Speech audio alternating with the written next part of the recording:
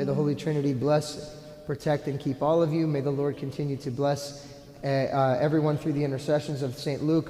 Just one word about Luke the Evangelist. There's many words to say, but just one word. I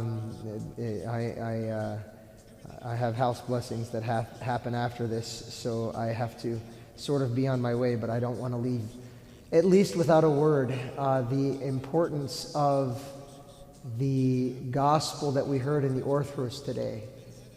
We hear it every 11 weeks in the church, but we hear it in the Orthros gospel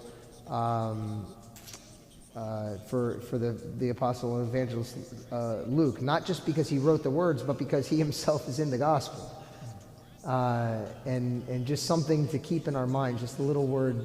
When we hear the gospel where Luke and Cleopas are on the road to Emmaus, walking away from Jerusalem and kind of like going home, we hear Jesus coming and speaking with them and talking with them, and we hear how they didn't recognize him. Their eyes, it says, their eyes were kept from recognizing him, and he vanished out of their sight. Right before that, their eyes were kept from recognizing him as they were walking with him and talking with him. And we know that their eyes were opened to seeing him, not when he taught them, but when he broke bread with them. And of course, the obvious implication is this breaking of the bread, right? This beautiful breaking of the bread that he did with the 12 apostles. There's only one problem. Neither Luke or Cleopas were there.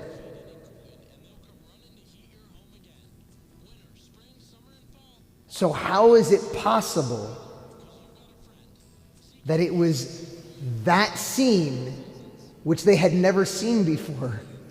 How is it possible that that's what opened their eyes? And of course we understand, not because their memory remembered him in this moment. No. Two things. First, the apostles were telling everybody, this is what Jesus did with us, right?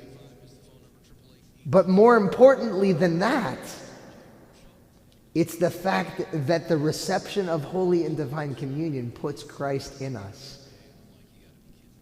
And if we receive him joyfully and cheerfully and with acknowledgement of who he actually is, then we will begin and recognize that he is within us. We will begin to recognize him wherever he absolutely is. Even if our eyes can't recognize him, our soul can. It's an important piece that we have to understand took place because Luke and Cleopas were not here.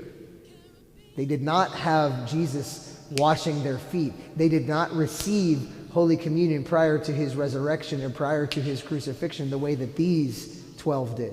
They did not. And yet, that reception and breaking of the bread and everything, when they can see Christ, all of their eyes, our eyes are opened. And so St. Luke, who is giving us Christ, is giving us the gospel and the book of Acts to open our eyes. But not these eyes. This eye. The eye of our soul.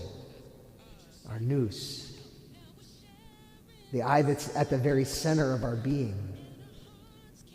So that we can comprehend deeper things than just what our eyes can see. Let's just keep that in mind as we remember St. Luke today. He probably, outside of John, is the most in-depth in describing who Jesus Christ is and describing so many of the miracles and so many of the joyous things that he offered us, so many of the parables that we hear in Luke, we don't hear in the other Gospels, right? So it's very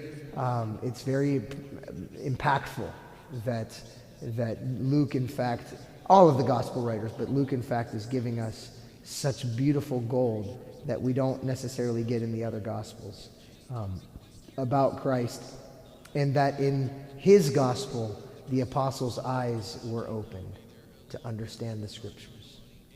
This is powerful.